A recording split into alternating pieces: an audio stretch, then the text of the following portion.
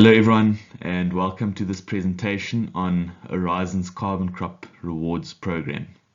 So Orizon is a company that helps farmers in their transition towards more sustainable and more regenerative and resilient practices on their farms. And we do that primarily through paying carbon credit revenues to those farmers for their sequestered or reduced emissions on their farm as a result of these adopted practices. So what are carbon credits and what is the carbon credit market? So the carbon credit market has been in existence for over 2 decades already, but never really picked up that much in South Africa, and now finally it's slowly beginning to scale in South Africa, as well as really expanding across the whole world more and more. And that's a lot due to a lot of integrity councils and more robust methodologies that have come in recent years to really give more credibility to those credits. So what is a carbon credit? Well, it represents 1 ton of carbon dioxide or its equivalent emissions that are either sequestered or where the emission is avoided or reduced. And it is not just about carbon dioxide. So everything, all other greenhouse gases get converted into a carbon dioxide equivalent. So for example, 1 ton of nitrous oxide has the carbon equivalents of 273 tons of carbon dioxide, or said differently, 1 ton of nitrous oxide is equals to 273 carbon credits if that ton of nitrous oxide can be avoided. These carbon credits are certified, validated, which adds credibility to the market so that there's trust between the buyers and sellers. How the carbon market works. So you have companies and governments that want to offset their residual emissions, and they channel funding towards projects that reduce emissions or sequester emissions, such as sequestering carbon in soils. Those projects can include carbon offset projects like planting or protecting trees, renewable energy, regenerative agriculture, biochar, protecting wetlands, re-establishing wetlands, and so on.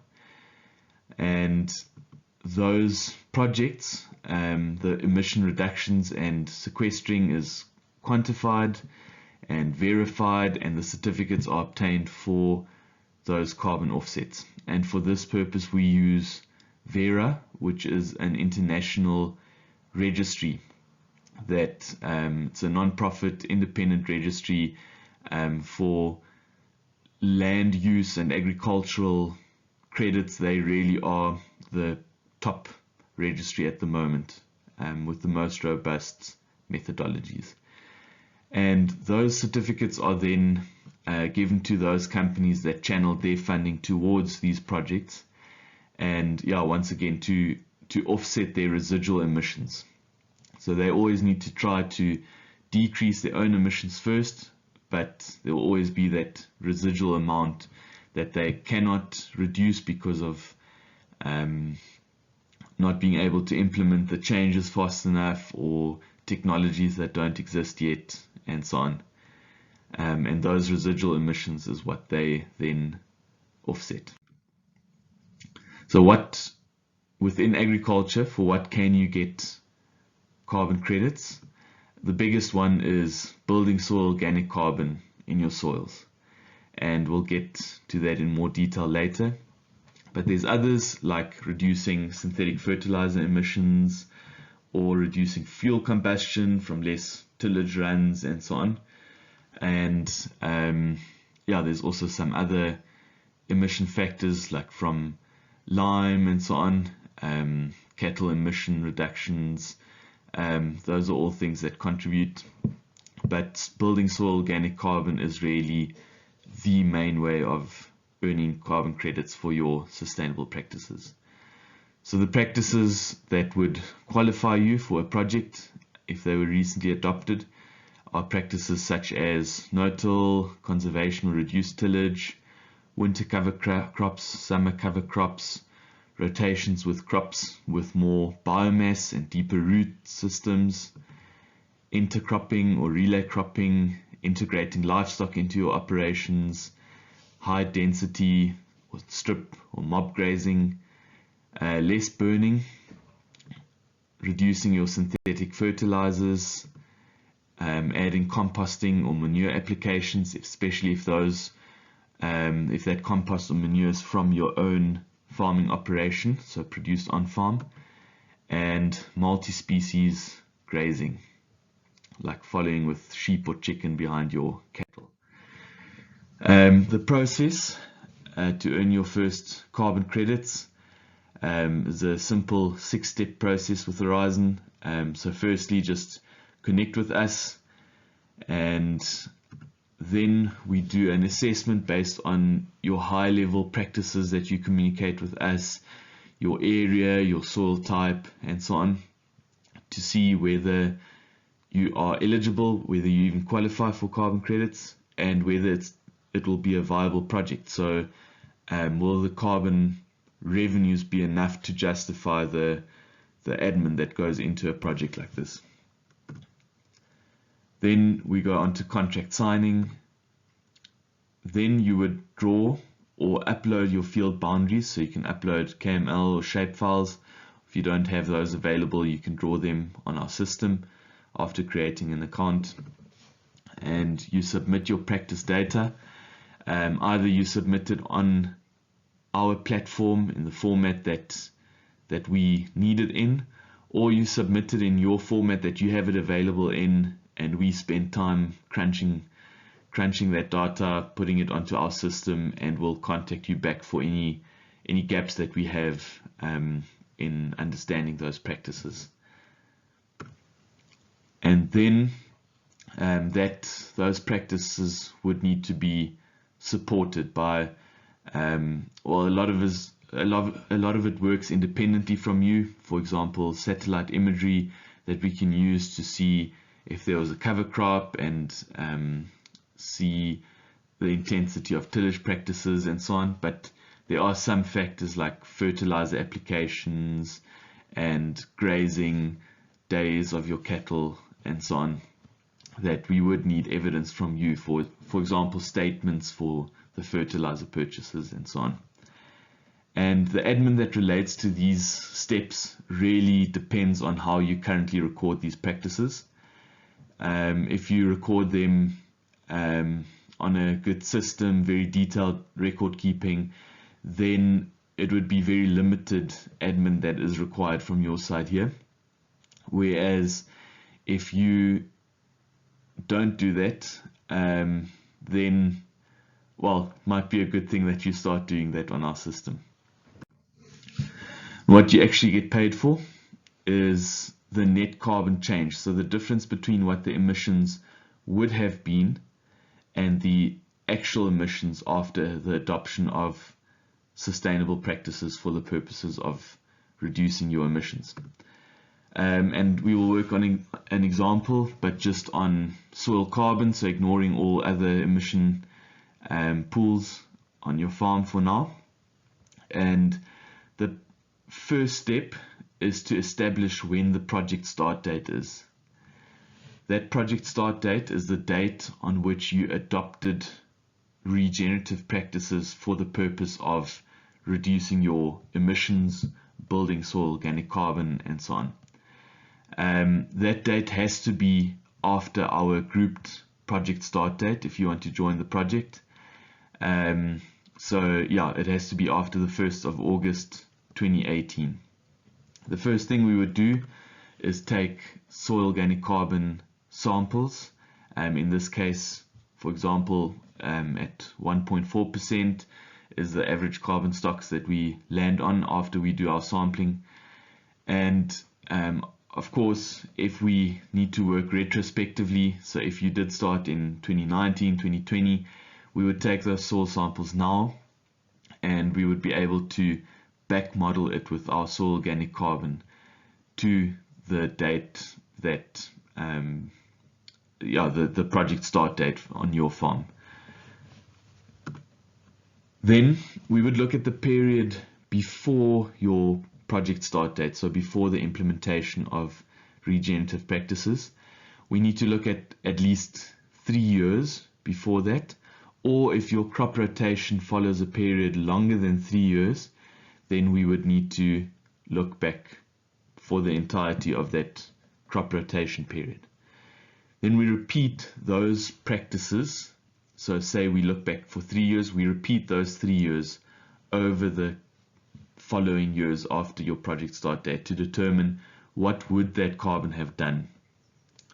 And it might either go down, those little bumps you see, that's seasonal variation, but then over time it might go down, it might stay stable, or it might go up slightly even. But then we look at the project scenario, so what practices you actually implemented, and if you do regenerative practices, in theory those build carbon more than what other conventional practices do, or at least they stabilize your carbon, whereas conventional practices would reduce it. And as those two graphs or lines diverge over time, that's the carbon revenues that we can pay out to you. And then after 5 years, every 5 years we need to take soil sampling to just ensure that we are still on track and in line with reality, because we model these scenarios, and then every 5th year we need to true up our model. And on that note, every year, because the model has an element of uncertainty to it, every year there would be a portion, about 15 to 20, 25% of carbon credits that are withheld for a period of time, until those risks are debunked.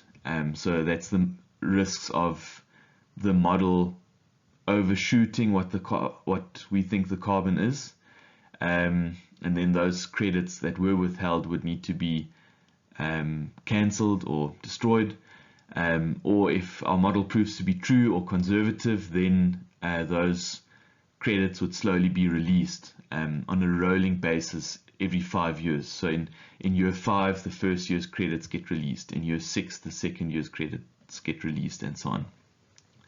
The other element that these buffer credits, so those withheld credits would be withheld for, is the risk of non-permanence. So with all these adopted practices, there is a risk that statistically some farmers will return back to conventional ways once they start seeing some of the initial challenges of regenerative agriculture.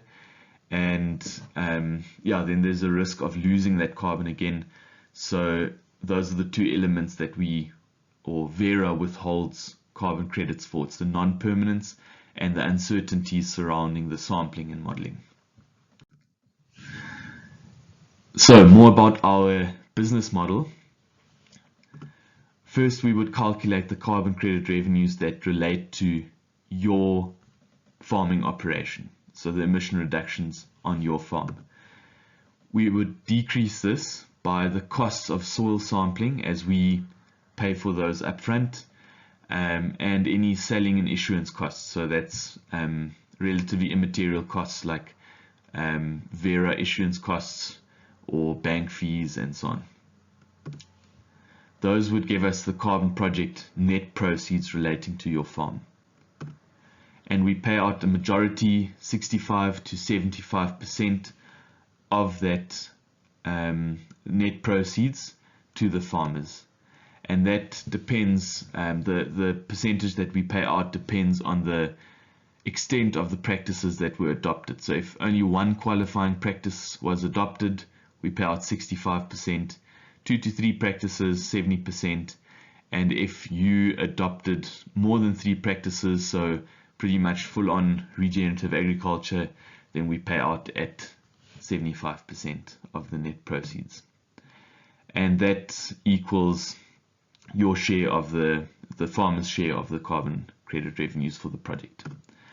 Other terms, there's no cost of joining. We pay for the soil sampling upfront. The farmer needs to commit to adopting these sustainable practices and commit to keeping on doing everything in his or her power to keep on implementing these practices. There would not be financial penalties for not implementing these or reversing these practices, except that you would lose out on your buffer credits, which can be a significant amount over a period of time. So yeah, those buffer credits will be deducted and released over time, unless our model shows that we were aggressive with the soil carbon build-up, or that you on your farm you reverse some of those practices, so go back to conventional tillage and so on. So the big question that farmers always have is, so what is the earning potential? And I think it's really great to see how much the carbon credit price has increased over the last 2-3 years, and it is really expected to grow rapidly over the coming decade as well. So we're really encouraged by that, and we strongly believe that there's a big case, as we have seen with lots of farmers, there's a big case to adopt these practices for the primary purpose of earning carbon credits, or for the primary purpose of building soil health and carbon credits as a secondary purpose. So on a bulk density of about 1.14 grams per cubic centimeter, a 0.01% increase in soil organic matter would be approximately 1 carbon credit on a hectare. So it's important to distinguish between soil organic carbon and soil organic matter. So soil organic carbon is a fraction of soil organic matter, about 58%. So 1 carbon credit per hectare would be about 0.0058% increase in soil organic carbon. And yeah, like I said, that works on a average bulk density of about 1.4. If your bulk density is lower, then it would not be exactly 1 carbon credit per hectare, it would be a bit less. If your bulk density is higher, then you would get more than 1 carbon credit per hectare for that increase. 1 carbon credit for regenerative agriculture at the moment trades above $20 at an exchange rate of 17 Rand per dollar, and after 25% commission is deducted is about 255 Rand per credit. So if we look at the earning potential of increasing your soil organic carbon by 0.5%, that would be an increase of 0.86% in soil organic matter. So 86 credits at 255 Rand after all commissions is almost 22,000 Rand per hectare, and on a 500 hectare operation that would be about 11 million Rand. So there's a really good earning potential for your farm, but the big question is, how long does it take to grow your carbon by 0.5%? And the answer to that is, it depends. So it depends on a lot of factors. The soil type, your climate and rainfall, altitude, longitude, latitude, your practices that you adopted, the practices that you did beforehand, how degraded is your soils, the clay fraction. So yeah, we can't make a generic rule, but yeah, we're just going to put a conservative case here. So if you increase your soil organic matter by 0.03% in a year, at that same rate per carbon credit, those would be 3 carbon credits per hectare, so 765 Rand per hectare, or about 400,000 Rand on 500 hectares. So that is aimed to really help at in the transition towards regenerative practices. So this could pay for a big portion of a cover crop, to establish a cover crop, or over the years it could pay off your planter, no-till planter, and that's really what these carbon credits aim to do. And that is it. Please contact us if you have any questions or any interest in exploring regenerative agriculture, adopting more practices, or if you are already adopting some practices and you want to expand on that and really get to know how you can build your soil health, improve resilience on your farm, improve profitability, and reduce your carbon footprint on your farm, please contact us. And we've got farmers all over the country that we can refer you to, that you can learn from in this journey, and not have to walk it alone. Thanks so much for your time, and we look forward to hearing from you.